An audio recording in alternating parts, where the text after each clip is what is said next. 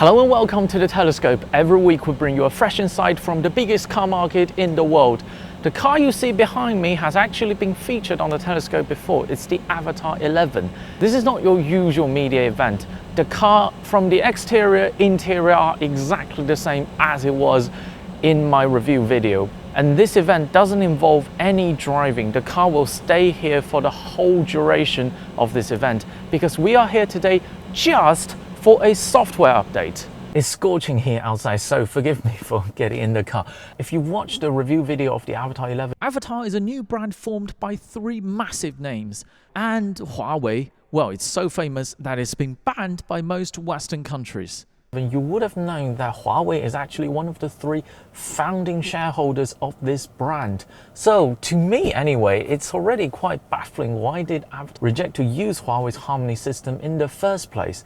Now better late than never, the hardware of this car is completely unchanged. This is how much you can improve a car's overall experience just by a software update, and this is quite an extreme example. For what it's worth, I need to say that the original software in the Avatr 11's infotainment was not spectacular, but it's not outrageously bad either. If it was totally rubbish, I would have made it a prominent part of the review, just like what I did with the ID3 review. I mean, how the hell did they come up with this? But let's say it's just industry average. It's definitely not as good as Huawei did on the autonomous driving system, but now with this, just a simple software reflash, this could be one of the best in-car infotainment operating system in the industry. During the presentation, the manufacturer representative keep mentioning a phrase like, it's just like your phone. Well, there's good reason for that because this operating system is done by Huawei. They are first and foremost a mobile phone manufacturer. And you do see a lot of that. You see these widgets are very up to date with the current Android software.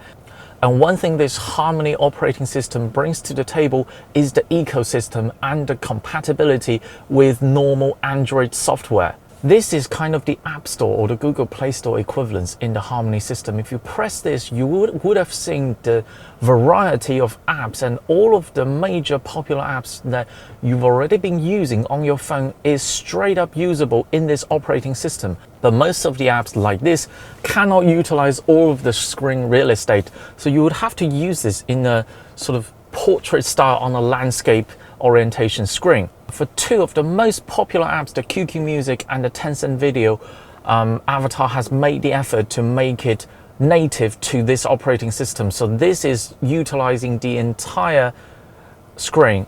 And to be honest, these two apps are one of the most popular apps in their respective categories. So hopefully with time, they can make more of these apps native to this system, but the potential and the instant compatibility that this operating system brings is very clear to see from day one. And this is very much a beta, as you can see here, and will continuously upgrade, and we are hearing from the manufacturer that this version and this Harmony system won't be pushed out to customers until the end of this year. So from August to December, they still have some time to iron out some of the bugs.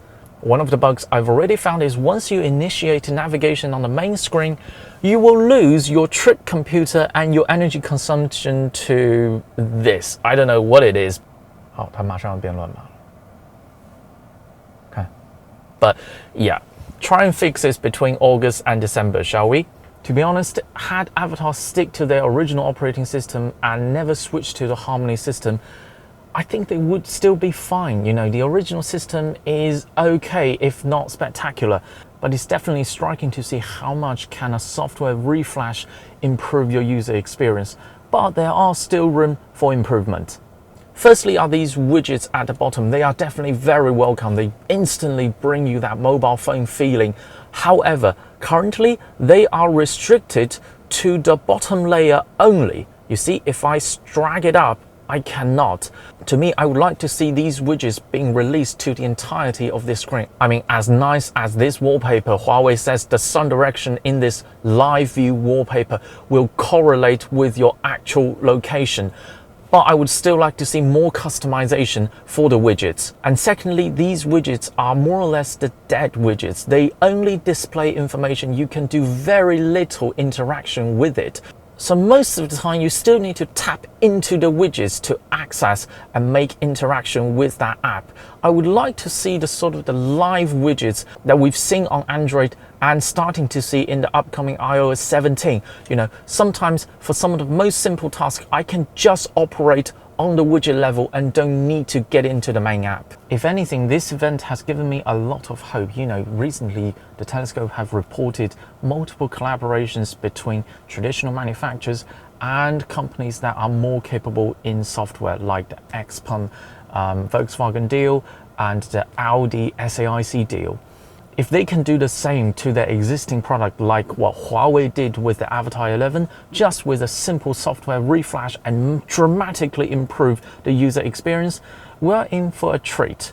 But somehow I'm just not as optimistic about it. I mean, Volkswagen having good software, that's just too good to be true. That is all from the Telescope today. If you enjoyed this video, keep watching, keep subscribing, more videos coming along very soon.